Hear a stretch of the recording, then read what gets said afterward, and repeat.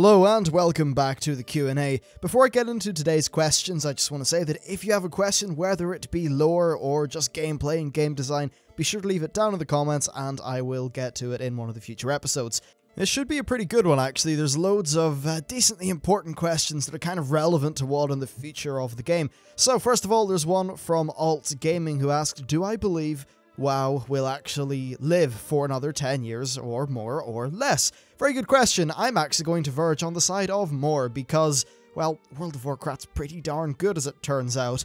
Yes, I know that a lot of people in the previous Q&A kind of, well, got the wrong image of what I think. You know, in that video I was talking a lot about just some general tiredness and a few issues with 6.0. That doesn't mean that I hate the game as a whole and think it's boring and terrible, and it doesn't mean I've retracted any of the positions that I've previously held on things.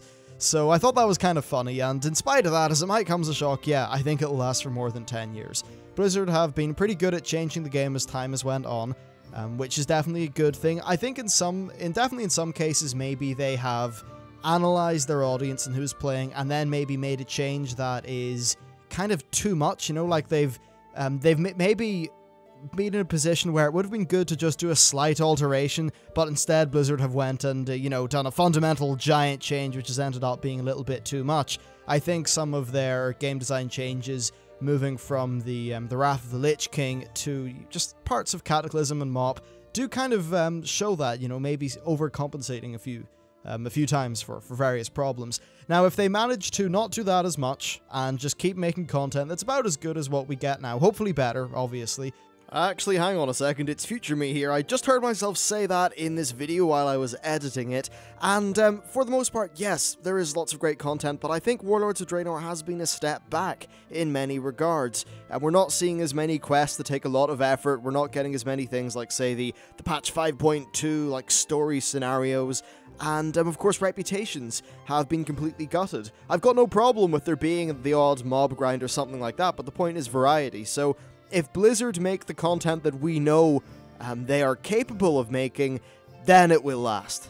In fact, it should be better. They'll have a larger team, more resources and all that stuff, and with Titan not being a thing anymore, they've definitely got more of a financial incentive to keep WoW going, so it doesn't really make much sense that they would kill it off or anything like that. And if subs do dwindle, then I'm pretty sure that, you know, they'll definitely make it free to play or something to increase the revenue of the game.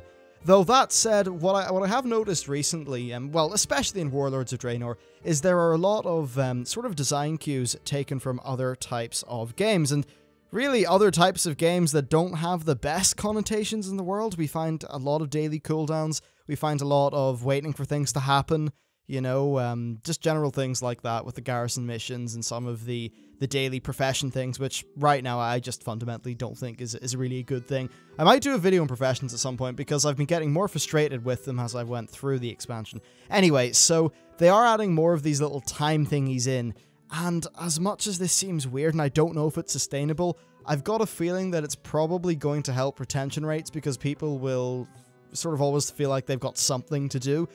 Though, of course, I don't think it's often the most fun with the case of the garrison gameplay and a few other things. So it really just depends on how they tailor their design as time goes on. I think they will definitely have learned quite a few lessons from the garrisons. I think they'll have learned a lot of positive lessons, though, because the garrison idea, I think, is fundamentally something that's really good.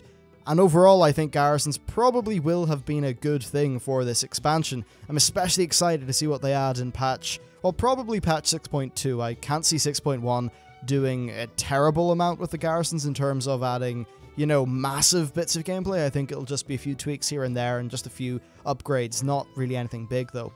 But moving into the future, if they learn the right lessons from everything, I think that we should be in a pretty good place and the game should last.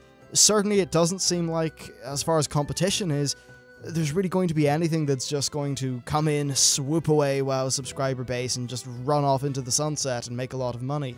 You've got, let's see, EverQuest Next, which I think is going to be one of the more interesting games to come out. I'm very excited to see what it's like. But really, in terms of online games, there's not a giant amount coming out that's really got that kind of big budget clout or anything like that. And that's not to say that I'm not completely for, like, smaller budget games. That's totally awesome. It's just, you know, in terms of the ability to get 10 million subscribers, In terms of other MMOs, I mean, WildStar and ESO have kind of floundered a little bit.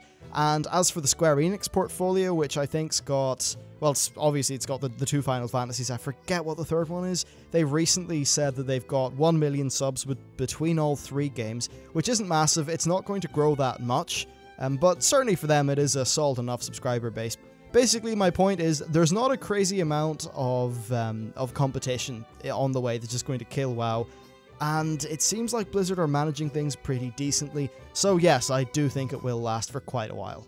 Next, I've got 4 questions from Mr. Wills, and these are mainly about the future of Warlords of Draenor and what's going to go on in the various patches. Some interesting questions, actually. So his first one is, who do I think should be the end boss of Warlords of Draenor? Well, first of all, I'll just say I'm pretty sure it's going to be Grommash Hellscream mixed in with some Burning Legion stuff, because that's what Blizzard themselves have said. But they have been talking about a surprise, okay? They've been saying, yeah, look, guys, don't worry about, thinking it's Garrosh 2.0. There's going to be a surprise. Now, does that surprise mean we get some crazy Legion Grommash? I don't know. What I think I'd prefer, though, is some really cool, like, Legion enemy or just something like that isn't Grommash. Because, you know, the whole orc thing, I suppose, it's a thing, right? I mean, I don't particularly mind it as much as I think most people who mind the, constant orc issue do, but it would be nice to have something different. And I think there's just so much interesting stuff they could do with the Burning Legion.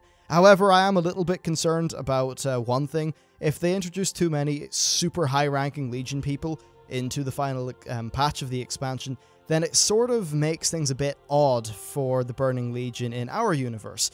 The only time we've defeated Burning Legion people are, well, let's just say mainly Archimonde and Kil'jaeden, as in, sort of either killed or pushed back down the toilet. Archimonde was killed by the World Tree and extreme powers and things, and Kil'jaeden wasn't really with his full form or anything like that. So I think, if we face one of these guys in the alternate universe and kill them, it sort of undermines their power in our universe, because we know that if they then pop up again in the next expansion, well, we've already killed you at near enough your full power, it'll be grand, which I don't really like the idea of. And other than the 2 of them, there's not really a crazy amount of, like, sort of big Burning Legion characters that would really resonate with players. So I think overall it probably will be Burning Legion to hell, Grommash Hellscream, but I do have hope that they are able to come up with some sort of interesting idea with the Legion. Maybe there could be a heroic-only boss, or sorry, a mythic-only boss, and there could be some sort of shady Legion character. I think that would be really interesting. But specifically, I don't really know who I would prefer. I just like it to be Legion-themed. I mean, there is a lot that they could do when they say, oh, we're going to have a big surprise. Hell, for an example, feckin' Archimonde could come down, get really pissy, and then maybe Grommash could have a, sort of turn tail at the very end. Or, turn from his evil ways and just do some big badass thing, just like the old Grom did. And maybe weaken Archimonde enough for us to then face him in a fight or something. I don't know how that would work, but whatever. Something just big and epic and Legion-y would be great. Next, his second question was, what do I think they'll do with Kilrogg? And well, Kilrogg Deadeye is your man from the clan of the people with the eyes that I've forgotten the name of. Ah, great. Anyway, so what do I think they'll do with Kilrogg? He'll probably be heavily involved with one of the patches, and then he'll be one of the bosses, maybe an End of the Wing boss, in the final raid. I think that makes sense, because he is right now chilling out with Grommash in Tanaan. I think that's just what makes the most sense. If the expansion ends up being 2 raid tiers anyway, I think that's nearly definitely what would happen. If the expansion is 3 raid tiers, then perhaps the middle tier could have something to do with Kilrogg in it. Maybe Kilrogg mixed in with some other plotline or big event. That would be great. But it just seems likely that Kilrogg will be dealt with in the same patch as Grommash, and I'd just imagine that we'll deal with him via dailies, because that just sounds like something that they would do in maybe a kind of like story mode thing, like what they did with patch 5.1, or what they are sort of doing with 6.0, though I'm actually a little bit disappointed with some of those Garrison weekly quests. I mean, some of them are really great, but some of the other ones just don't feel that polished. Kind of weird. Anyway, next, his third question was, what do I think Tanaan Jungle will be like? Well, first of all, I think we all know what it looks like physically. It's all jungle-y, essentially, because we've all ran through it. And from what I saw in the beta of the times where I was able to sneak my way into that zone, it pretty much looks like how we saw it in the beta.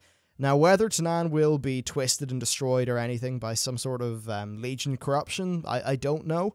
And it's totally possible that parts of Tanaan could be all Legion transformed by the time we get to the end of the expansion. I actually think that would be really cool, but roughly we all know what it looks like at the minute. In terms of gameplay, I think they'll probably just continue as they have in terms of, you know, really trying to make content that's like the Timeless Isle, but better, improved, you know, with a bit more structure, because I know that's one of the things they said they sort of lacked with the Timeless Isle. So I'd say it will probably be kind of like Battlefield Barons in terms of there's troop caravans and there's like little mini bosses and things like that. Hopefully more little side objectives and things though. So part of it could be like that. I'd say there'll be a weekly story, maybe the odd daily quest. Just really as much content as possible would be great.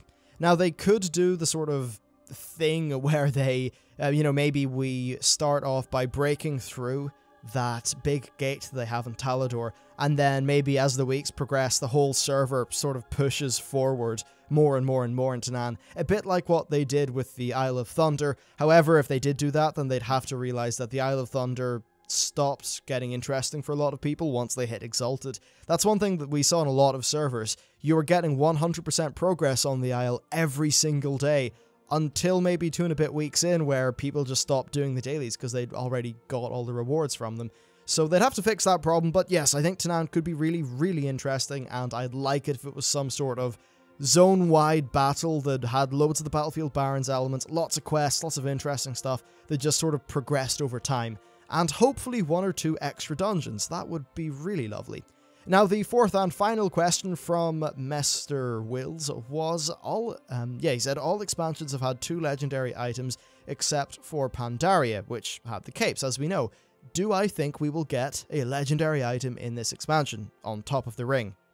And the answer to that is, I think so, because, well, right, I think so based on what Blizzard have said. What matters is, will Blizzard go through with what they said? Now, what they said originally, I think, was, or at least came off to me as them saying, yeah, we'll have another sort of legendary weapon or something. And more recently, it sounds like they kind of might have a legendary weapon or something like that. So it's really hard to know exactly what they're going to do. Lots of maybes and cans and, you know, times have changed since BlizzCon. A lot of that stuff's went on, but I think that they are very aware that a lot of players want a legendary weapon that's not the cape. I think they're quite aware of a lot of the problems that people had with the cape.